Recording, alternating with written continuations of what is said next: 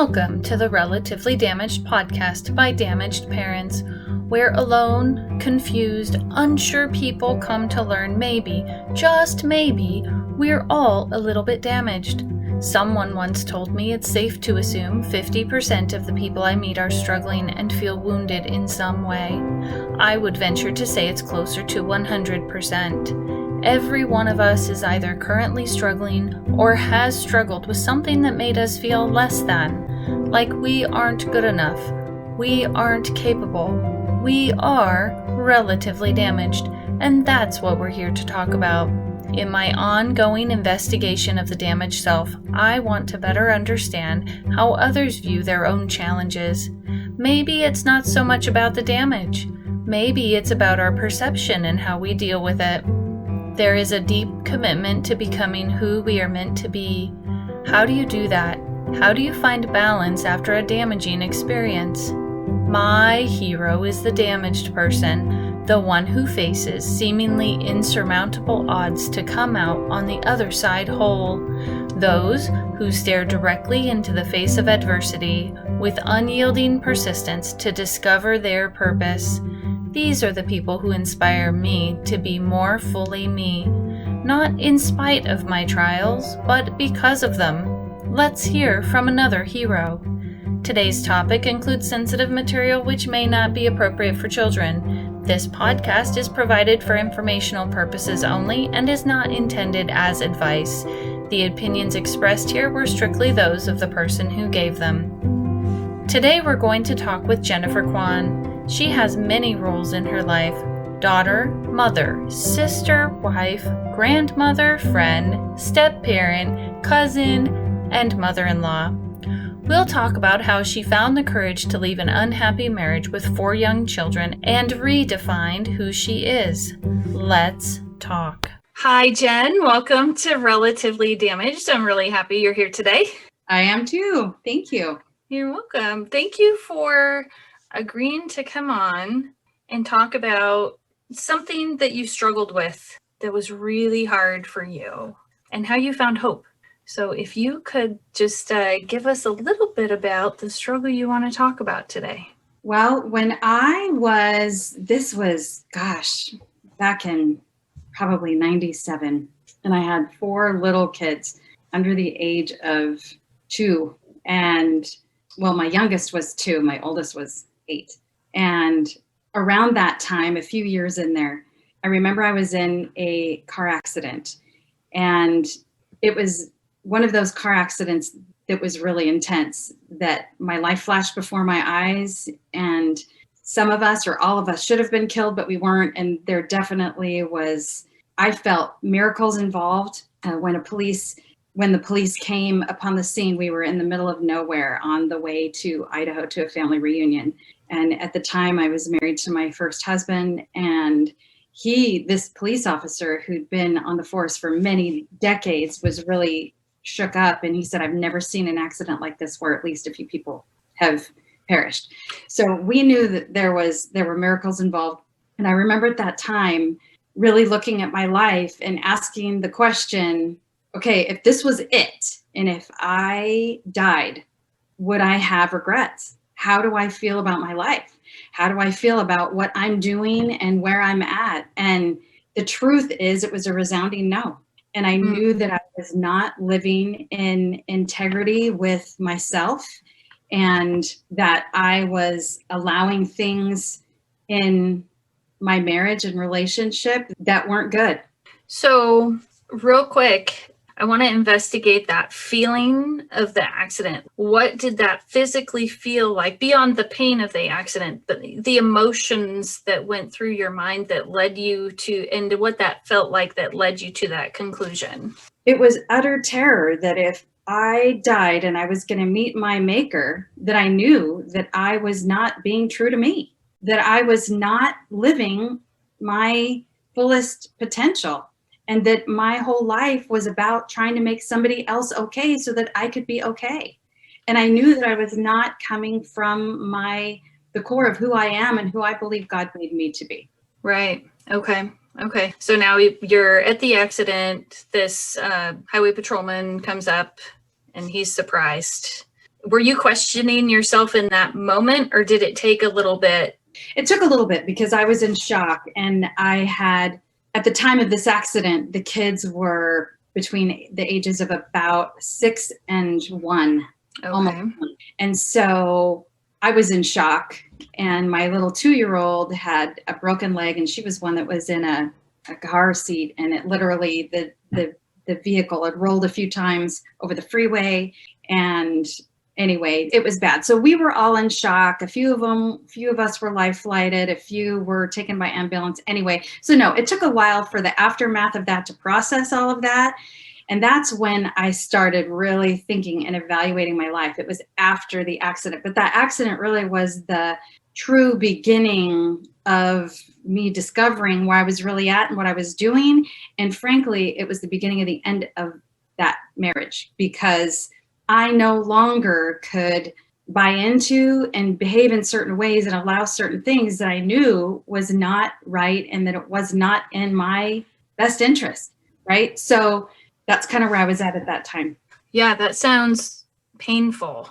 Like when you were figuring this out and you knew that probably it was going to end, how did you cope with that? Well, it took a few years because at that time in my life, I was so driven by fear. And again, driven by the need to have others be okay so that I could be okay. Because I wasn't okay unless others around me were okay. That is how I got my value and my validation. So it took a few years because in that process, I kind of went back and forth between, well, maybe, and fear will do that. Fear just kind of, I allowed it to, I wasn't ready. And so it was a few years later. And when I got to the point, and there had been counseling involved and a lot of other things, and the details of what happened in the marriage aren't important. I think the important takeaway here is that I eventually got to the point where when I started fantasizing about driving off a cliff, rather than leave the marriage, I thought, okay, this is crazy. This is crazy. And so I'm a very religious person, and that was not that was a challenge, that was actually a help, but it was hard because I take those commitments extremely seriously, and it's not something that I believe you just do. So you're talking about the potential of leaving the marriage as the commitment that you take seriously because of your religious beliefs. Absolutely. Okay. And so it was a process. And I remember just praying and praying and praying and getting that feeling that this was not what God was wanting for me. And at that point in my life, I didn't know what was possible. I just knew that what I was in was not good and that it was not going to lead me to my best self or my children. And it sounds really very difficult because you've got this inside of you.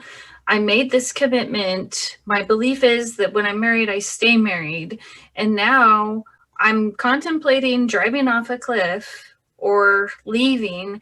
And how did you get to the point where you felt okay about leaving? Was it that you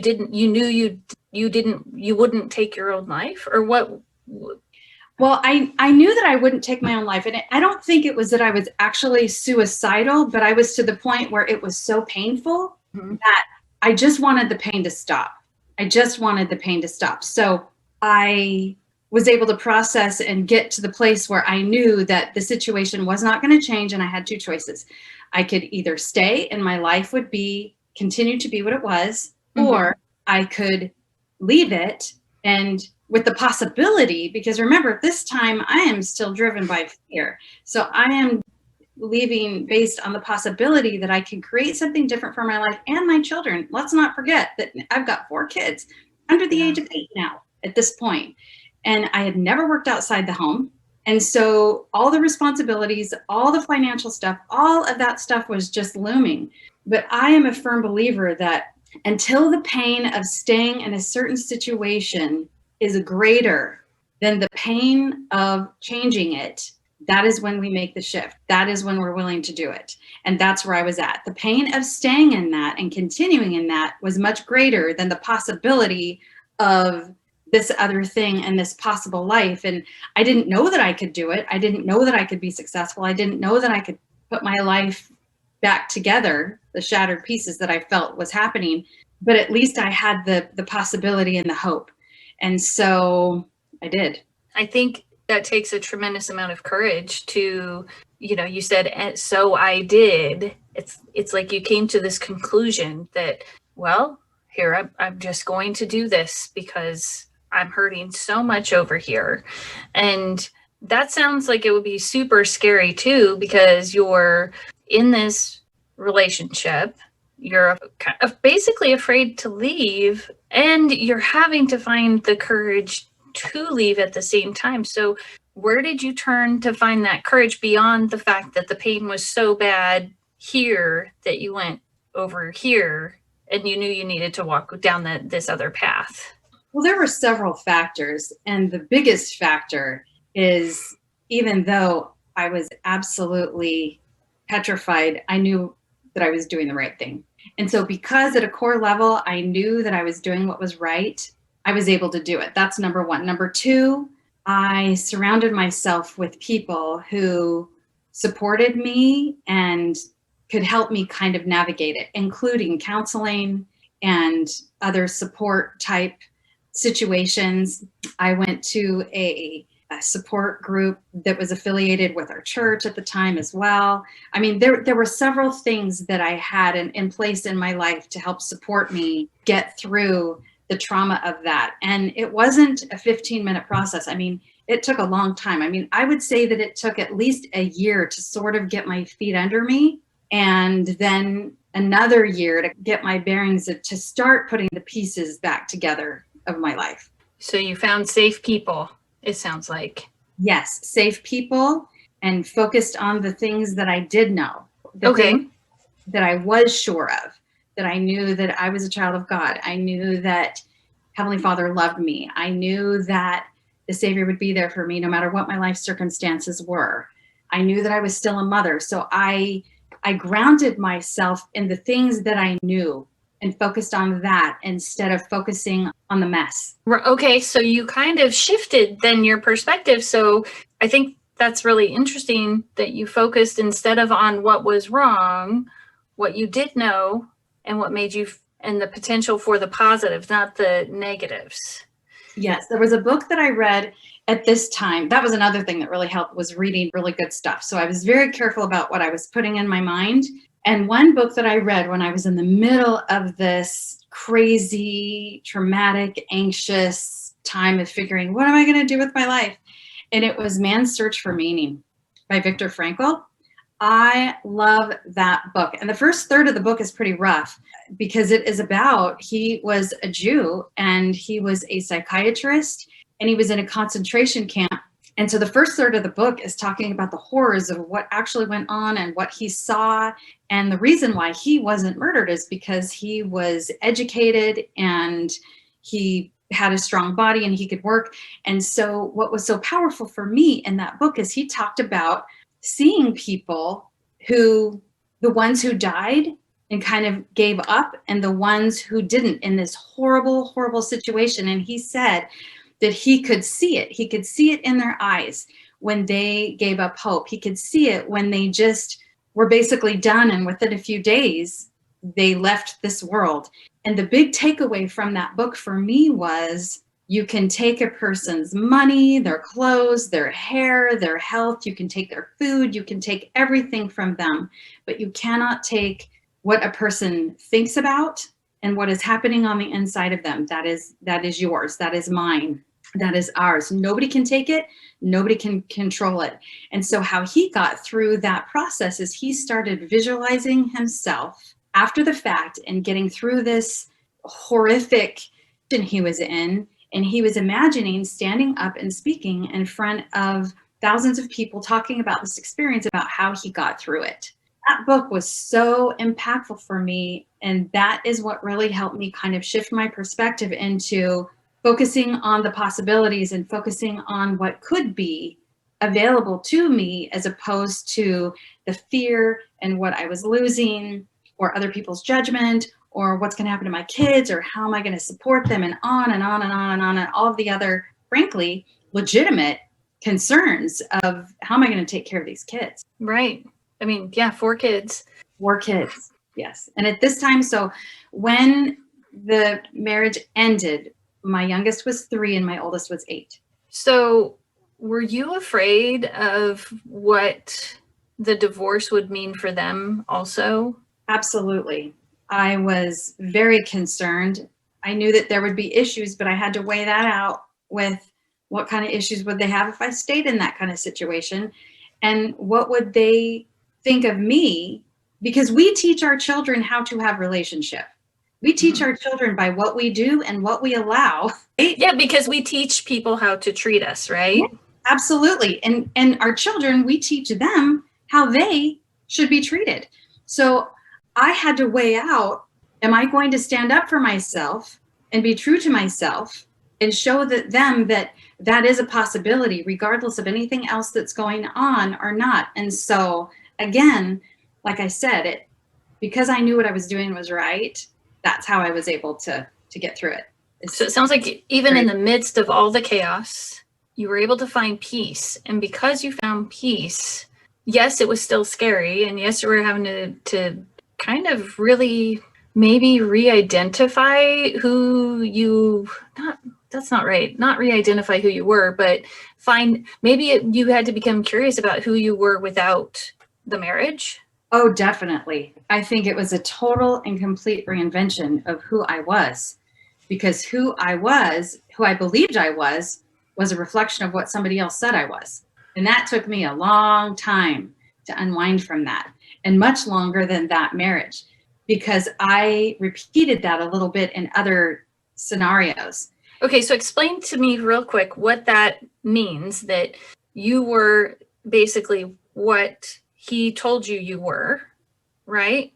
Is that what you're saying? So because I was operating from a place of not feeling like I was enough on my own, which we know in scripture, God tells us that we are children of God, and he tells us who we are. Mm-hmm. But sometimes our family of origin issues, and we all have them. I mean, we all have family stuff. There is no one that escapes without some of the stuff. So because I inherently felt like I was not enough, then what I created was a situation where someone was telling me inadvertently I was not enough. And no matter what happened, I felt like I wasn't enough. So I felt like I needed to be what he wanted me to be, or what others told me that I should be to be okay.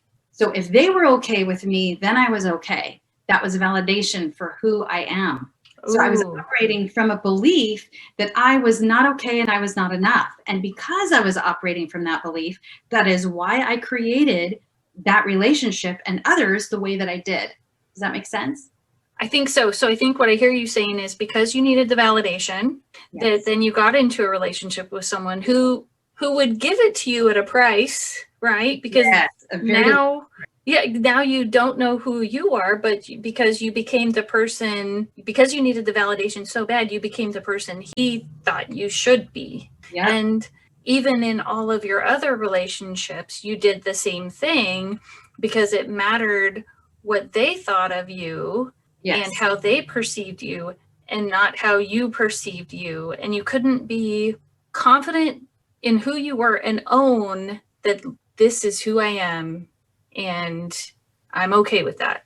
Yes. And that was a process. And I think that isn't something that happens overnight. It's something that happens over time. And I think as we look at our life and our current life, and we look at the quality of the relationships around us, I think that can give us tremendous insight about what we're creating. And to that point, I knew that I wanted to marry again at some point, but I also knew that I had so much work to do on myself. And because I started understanding some of these concepts, I knew that if I married soon, that I would create something very similar. And I did not want that. I think in that way, fear was such a blessing, because I was so afraid of getting into a similar situation that I would rather be alone than to recreate a situation that caused that kind of pain. And you hadn't healed yet, and you knew that. Yes. Now, did you know that, or did you figure that out later? I knew that. I knew that. I knew that if I actually got into another serious thing, that it was just not going to be good. And again, like I said, I was so scared and my walls were so high that I was not going to let anybody in. But I think that protected me. I think at that time in my life, it was good because it gave me the time that I needed to really heal and get some stuff figured out to create the relationship I hoped. Even though I didn't really believe it was possible, I hoped that it was possible. And then the more I continued working on me, then eventually I was able to be open to that when it came into my life. Right. And then that's another process of growth. And I'm sure of that. How long after the breakup or the divorce, you know that you've got this work to do. You said you knew inside. When did you start noticing that you were starting to make these little changes, or did you one day just notice that something changed? I think that is a great question.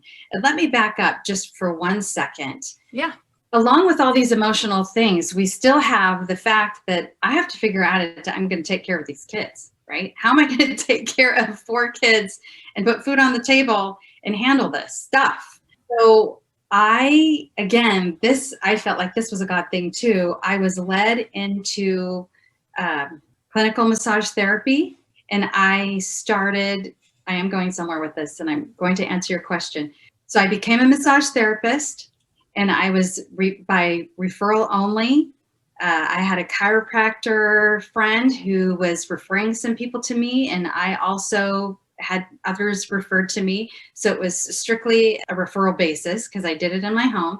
But I was trying to figure out something I could do so that I could still be basically a stay-at-home mom, put food on the table, and take care of these children. I knew that my highest priority was being a mom. I wanted to be a good mother, and I wanted to be as available as possible. So I started doing that, and I was very, very blessed to be able to work from home.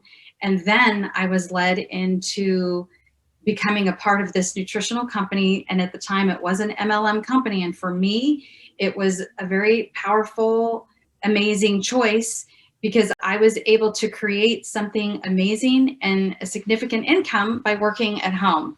And so by me creating some success that way, those things helped me develop and become more okay with who I was, because I was then providing evidence that, look, Jen, you can do it.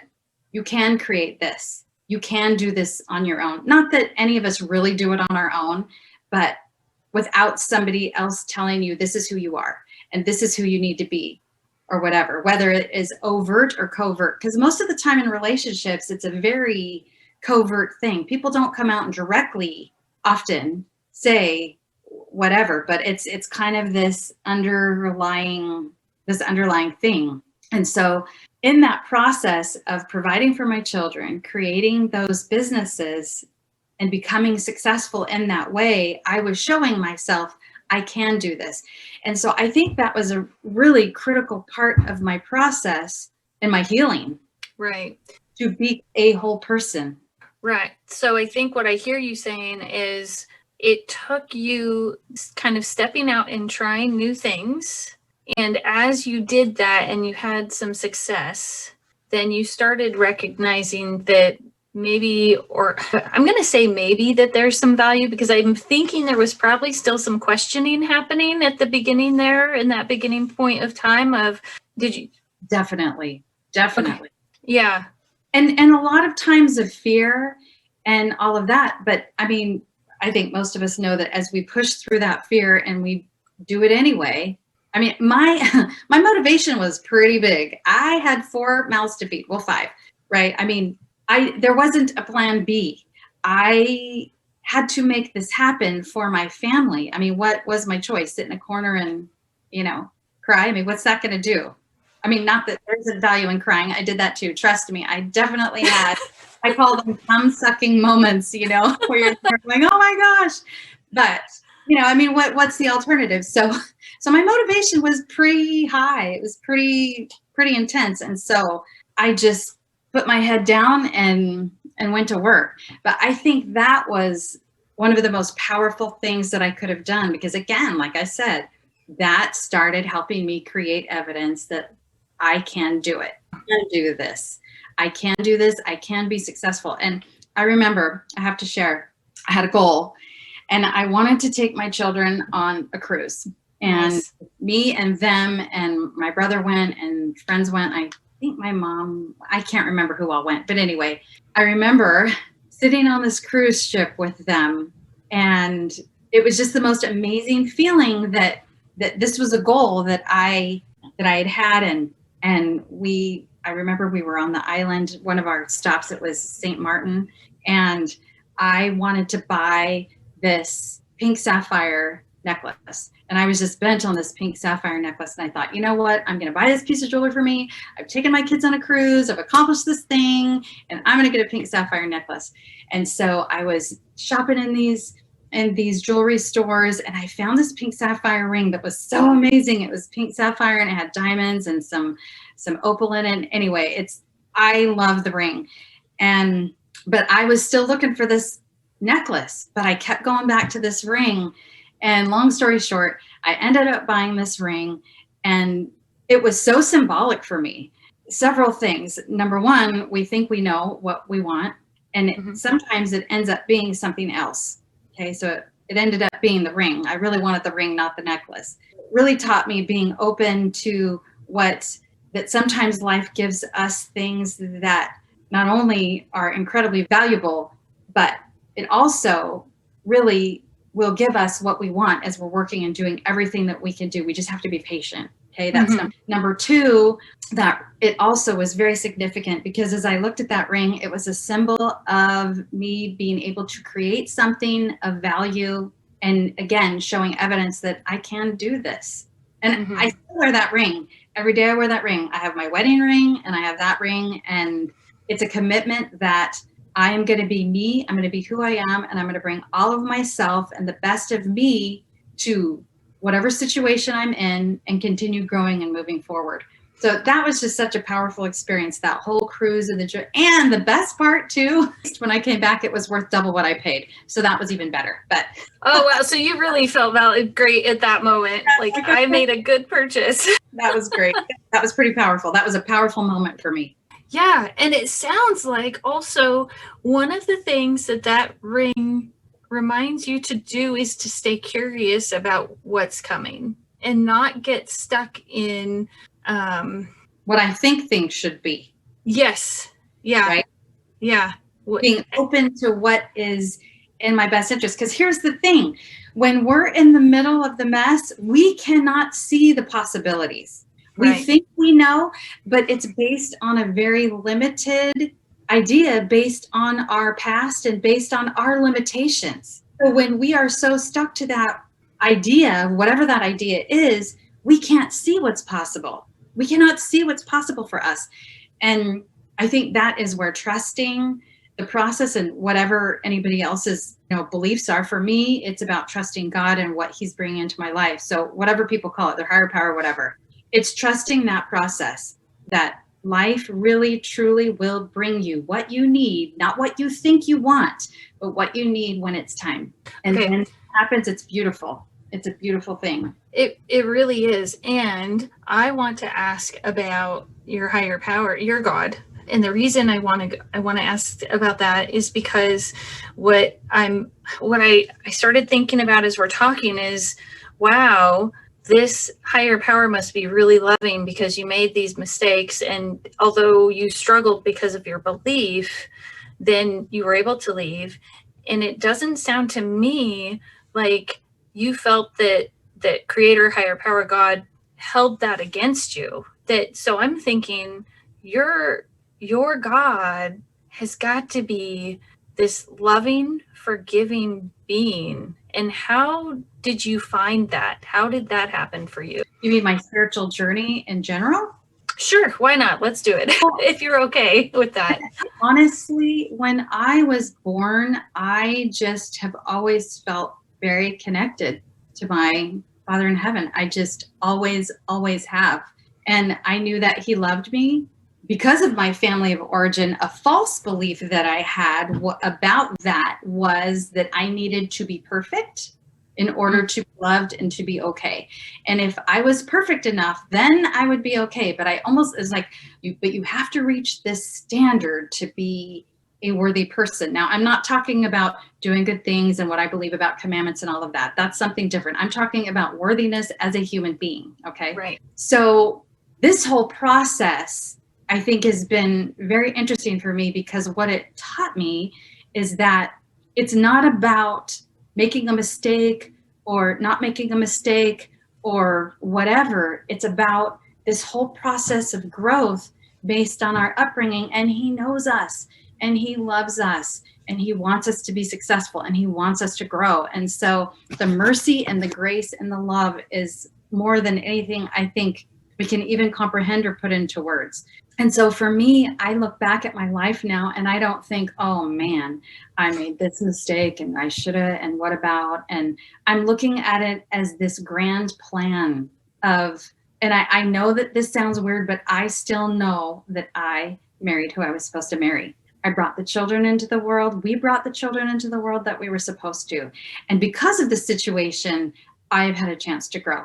He's had a chance to grow. Each of my children are having a chance to grow, and we all continue to. And what we choose to do with it, now that's another story. That's individual. But I believe that it's part of the process. It's part of the plan. And I think it's really important for us to learn to be more gentle with ourselves. And when we can shift our perspective from being so hard on ourselves about certain things of our past, well, if I had just done this, or if I had just done that, or if I had been in a different place, or if I had whatever, it's part of the process. It's part of who we are. And so I can look back and go, oh my goodness, I am a completely different person than I was then. I mean, I can't even imagine making some of the choices that I made back then, just because that's not where I'm at anymore. You know what I mean? But you needed that to get to where you are now. Exactly. And to appreciate and to be able to continue moving forward. I think there's a lot of value in that. And for me, that was a huge shift. That was a huge shift to move away from just beating myself up so much that I was in certain circumstances, and letting go of that and going to an empowering place of, what am I needing to learn? What is God trying to teach me? How can I move forward from this? What can I do with this? Yeah. So at first, it sounds like you had this belief from your family of origin that you had to be perfect. And in fact, you did beat yourself. It sounds like you did beat yourself up over that a little bit, because if you weren't a lot. Okay. A lot. Yes. It's all about me. And if something was wrong, it was my fault because it was about me. Okay, go on. Oh, wow. Okay. So, I mean, was it in reading Man's Search for Meaning? Was it in that you had support from your church and in support groups there? Was it in counseling? How did your belief of God change and shift? Or what did you start noticing that helped that process happen? The answer is yes. I think the answer is that is a process. I think it's a process. And I think it's a little bit of all of it. And I have to say that my prayers literally were, Heavenly Father, help me see myself the way you see me. Help me see things in a way that is more in line with how how do you want me to see? So I specifically was praying for that. And I believe that prayer is very powerful. And when we specifically are asking for help in that way, he's going to bring us the right people, the right books, the right talk wherever, or the right podcast, or whatever it is. I think that God uses all of these things to help us move forward. And I think repetition, and at certain times we're ready to hear something a certain way that maybe we've heard it 12 times, but this one day our heart is open and ready to receive it differently. And so we do. And so, so the short answer is yes, but it's a process. It's a process. And honestly, I mean, I've been married for almost 10 years now to my husband, Joe. I was single for 13 years. And sometimes I'll still visit that place of beating myself up, or wishing that I had done things different, not in my previous marriage, but with other things. And I have to remind myself, no, I think that these beliefs, these underlying beliefs still can creep in, and we have to manage them and just remind ourselves that is just not true. Who does God say I am? Who does God say you are? Who does God say I am? So it sounds like you are still using those tools that you learned so long ago when you left your first husband to shift from the negative to the not even the positive. I think I want to say to what you can see is real. Like, am I kind of on the right track there? Yes, definitely. Which means, again, you go back to it's something that I do inside my mind. Yes. And in your heart. And I think that our mind and our heart, and I also call it the gut, that soul deep, deep place where you just know. And I think when those three things are connected, your mind, your heart, and your gut, I call that being congruent. And when you are congruent, when all three of those things match, what you say, what you feel, what you think, when those things are in alignment, then you are congruent with yourself, and there's a lot more peace. So what does that feel like to you, being congruent? Can you explain maybe the physical sensation of what you recognize when you're being congruent? I feel at peace. I feel joy. And it doesn't mean that there's not other sadness in my life or other things that I might wish were different, or maybe, people around me, I mean, there is no perfect, but I think it's about knowing that what I am doing and how I am behaving and how I am showing up in the world is congruent with who I want to be, and that I'm continuing to move forward and grow. So, the short answer is that it's peaceful. Because we're human, nobody stays in that state all the time. And because we're growing and changing and we have different opportunities, fear is always going to come up. Our insecurities are always going to come up at times. The question is, how long do we stay in those fearful, scary, doubtful, whatever feelings before we shift out of it? I think that's it. How quickly do we recognize it? And then how quickly do we shift out of it to something that's more empowering? I think that's where the power is. So I think what you're alluding to is that over time, as you practice these things, it gets easier to recognize and then shift. But I'm thinking you probably still catch yourself. Like, you'll be doing something and you'll find yourself in that thought process or that negative thought process. And, maybe you won't recognize it right away, but 5, 10, maybe a couple days later, right? And then you can come back to that. Am I off base there, or is that kind of what happens? I think that's totally true, because again, we're human, and things happen and life happens and tests us. And I feel like life kind of says, are you sure? Are you really sure? So you're sure of who you are? Yeah. I mean, we're tested. Right. So, and we're tested in our acceptance of others and letting go and choosing to continue moving forward, or what we focus on. I mean, look at this past year with the pandemic and all of the social issues and all of these things. I mean, it has affected everybody. It has just affected everybody. I mean, the most grounded people have been, when I say grounded, I mean emotionally grounded in who they are, just very stable, emotionally grounded people. I mean, this has rattled everyone on some level, because it has been a lot, and it's been a really big test. And who am I? What is my life about? And what do I need to do to move forward and to be where I need to be emotionally today, right now? What am I focusing on? Am I listening to the news too much? Am I putting things in my head that are not producing good feelings? We're not going to feel good all the time, but there's a healthy balance there. So getting information is one thing maybe, whereas sometimes there's a whole bunch, too much negative, and then you have to refocus. And that can trigger old stuff. It can trigger old stuff and old thought patterns. But again, we have to choose. We choose and re-choose and re-choose and re-choose because we're human and it's going to happen. Right. And so just because you dealt with it once doesn't mean you're not going to have to deal with it again, or it's not going to come up again. And that's okay. Now you have more tools in your tool chest. Okay. So I'm interested in a couple of things. So what do you think being, I think it was the fifth child, right? Of a family, how much do you think that had to do with your needing that validation and that from everyone? And yeah, we'll go with that for right now. Interesting about my family situation is I was the fifth child.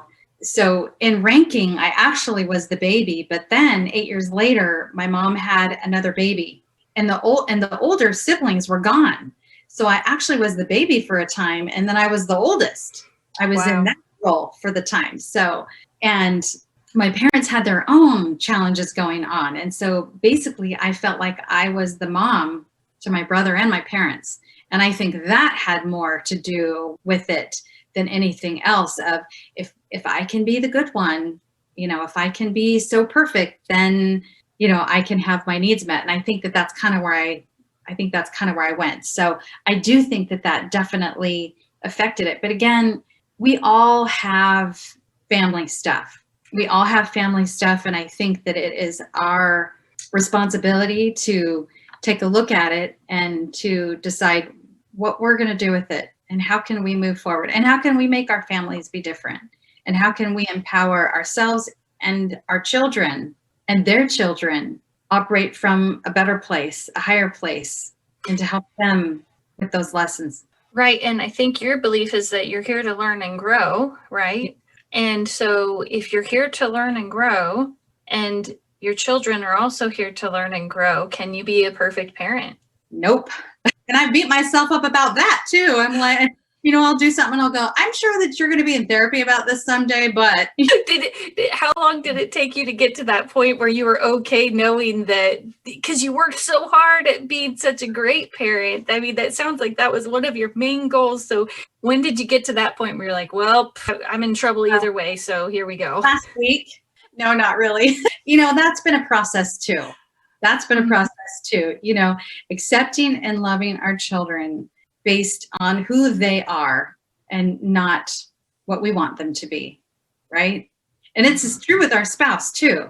Loving them and accepting them and honoring them and supporting them for who they are versus what we want them to be. And that's not even saying anything bad about any person, but we have ideas about what we want for our children and the kind of life that we want for them. And then they just go about living their own life. And you're like, wait a minute. Well, and I'm thinking from a child's perspective, the parent who insists that what success looks like, yes, and the feelings of failure that is from the child's perspective that can come from that, because now you've got this parent with power and authority saying you're no good, essentially. So I decided that when I die, I want my children to say and to feel deep in their heart that no matter what they did, no matter what their choices are, no matter what their lives looked like or didn't look like, that I loved them and honored them for who they are as people, no matter what. That is what I want them to say about me. And so every conversation that I have with them, every interaction that I have with them, that is what I'm thinking about. Mm-hmm. How do I want them to feel about this relationship and who I am as a person in relation to supporting them as people? Now, people who know me are very clear on what my beliefs are, and there's no question. So I'm not talking about not honoring my own beliefs about anything, but our children know what we believe. They're very clear. Yeah. I don't think that it's necessary for us to pound our beliefs or whatever if our children make other choices, depending on what that is, whether it's education or no matter what the subject is, right? Or whatever. So I think that is the real question. The question is, what kind of relationships do we want with them and whomever we choose to have relationships with? So yes, so them feeling the love and support, and that is number one, that is more important than anything, is my love for them. So coming from this perfectionistic background, Yeah. and having these kids and wanting, I'm assuming wanting your family to look a certain way at some point, right? Like, how long did it take you to figure out that the kids didn't need to do things a certain way? I mean, were you always that way, or how did that work? Oh no, I struggled and struggled and struggled, because remember, it was all about me. So, and failure and pain and hurt and whatever was about me, right? So if I was a good enough parent, then it would look a certain way, because now, remember, I'm a single parent. And so now I have double duty, and I have to really show up. And so that has been a huge process for me as well. And it's funny, because I joke with my kids and I tell them what an opportunity they have given me to perfect this, letting go. They've given me a lot of opportunity for that. So, it just, at times it's been very messy. And I definitely have had times that if I could go back and do things different, I would. But I'm grateful that I am where I am now. And honestly, I think that there's been a lot of prayer with that too, where, the prayer has been, Heavenly Father, help me see them how you see them. Yeah. And, they wouldn't have anything to work on if you had done it perfectly the first time anyway. Except for the fact that we all have our agency and we choose our life and what we do, except for that little thing that we have. I know. It was just prime joke moment. My kids are wonderful, and I love them, and I'm so, so, so grateful for them and who they are as people. And they are amazing people. I mean, each one of them, they are so talented, and I can say that every one of them, they know how to handle themselves in the world, and they are good people at the core. And I'm just really proud of each of them, and lots of, in many different ways. So I'm grateful, very grateful. That's awesome. Okay. 3 things you want the listeners to walk away with. 3 things. Okay. Number 1, I would say you are more than your current struggle or situation that you may be in. So no matter what's happening in your life, it's really easy to hyper focus on it and feel like this is it. So yes, number 1, you're more than your current struggle or circumstances. And number 2, what you focus on grows. It gets bigger. So if you are focusing on the mess, if you're focusing on the problems, that is what you're going to see. You're going to see more of it. And it's very difficult to see the other possibilities and how to move forward and how to change things and be on that path. So what you focus on grows. So be very careful about what you're thinking about and what you're focused on. And number 3, I would say surround yourself with people who love you and support you and are moving in the same direction you are. Either they're where you want to be in certain aspects of their life, or they are on a similar path, because they will be able to support you and help you in getting to where you want to go. No man is an island. We don't do this by ourselves, nobody. And it is a process. And I believe that this process goes well beyond this life as well, of growing and becoming what I believe we are meant to be and remembering who we really are. So we're more than our current circumstances. Be very careful about what we focus on, be very intentional, and surround ourselves with supportive people to help us move forward. I am really lucky that I got to have you here and that you were able to share your wisdom today. Thank you so much. This has been really fun. Thank you for listening to this week's episode of Relatively Damaged by Damaged Parents. We really enjoyed talking to Jennifer about how she escaped an unhealthy marriage and learned to be true to her values. We especially liked when she explained how to find safe people and what that might look like for you. To connect with other damaged people, connect with us on Facebook. Look for Damaged Parents. We'll be here next week, still relatively damaged. See you then.